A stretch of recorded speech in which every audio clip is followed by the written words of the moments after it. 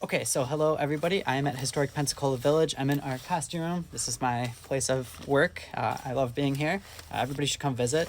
Anyways, I managed to skirp a musket. We actually use this for school tours to show off. So I'm going to show you the process of firing it, or at least what goes into it. Now, this musket is from the 1812-ish era. It is a U.S. musket. I don't know if you can tell. The lighting's kind of off. It says Springfield. It does say U.S. on there. Some countries would have a little insignia. You can tell this is where the musket is from.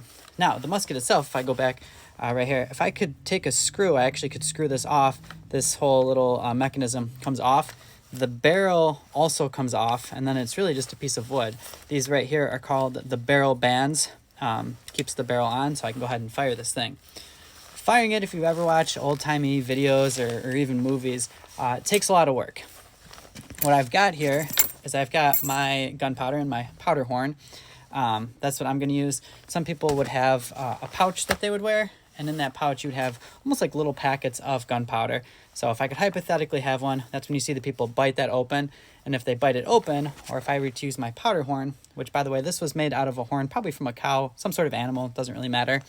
I'll pretend I've got the pouch. I would want to bite down on that pouch. Now with that gunpowder, I'm going to want to put that in two places. One, I'm going to need to put it down the actual barrel. The barrel is a smooth bore.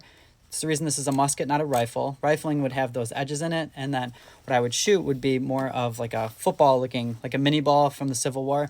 This would just shoot a musket ball. It's also the reason that these are kind of inaccurate through long range. This puppy is accurate to about 100 yards or so.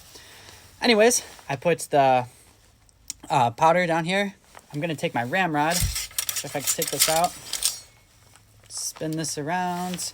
I'm going to take my musket ball and my powder, ram that down. I'm going to put my ramrod back in.